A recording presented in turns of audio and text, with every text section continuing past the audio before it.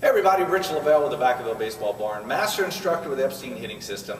And I want to talk about something that I was watching a video that Jake was doing on a young player, and he made a comment about back elbow, front shoulder.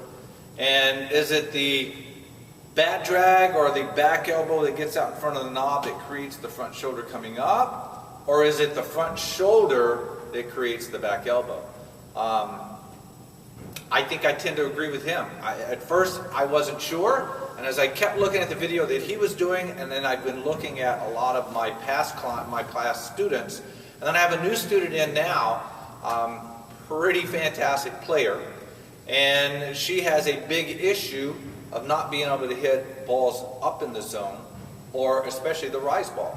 So the comment that Jake was making was, is it the back elbow that drives the front shoulder up, which really causes a lot of issues, or is it the front shoulder pulling up, pulling the back elbow down? And I had that aha moment when I was watching this young player. She's a junior in high school, and she is one of those players that has been told, tuck the elbow down by the side. And when she tucks her elbow, this front shoulder, not almost, it actually goes vertical like this.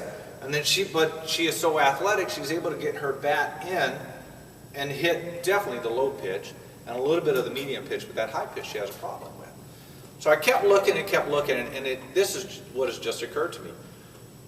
The back elbow does drive that front shoulder up. And it goes back to something that Mike Epstein discussed and talked about probably 20, 25 years ago, is the whole physics in baseball. And this is something that we're big on in the Epstein hitting system, the biomechanics. Is the physics of it is you have an equal and opposite reaction. So if you're telling your player to just drive this elbow down because you have to tuck it to get into your side, something's got to give. And then that means that this front shoulder and front elbow is going to go up. The problem with that is you can't have that front shoulder and elbow way up if you have a pitch that's up in the zone. That front elbow and shoulder is a little bit more down, as opposed to on a low pitch, yes, we have to get it higher because we want our hands to stay in our path somewhere around our armpit, so that then we can still get down here and get that low pitch. But if I'm doing this and I'm trying to get this up pitch, let me turn a little bit here. Notice now I've got to really alligator my arm, and then I don't really get much extension out through this arm. And this is exactly what this player was doing. She's made great progress, but it is a very difficult thing to break that habit of forcing this elbow down.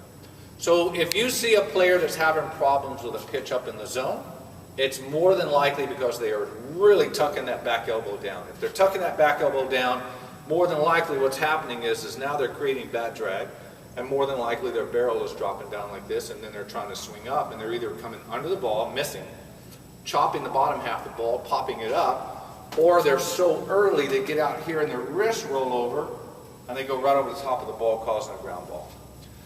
So very important to work on equal and opposite reactions, but not to the extreme.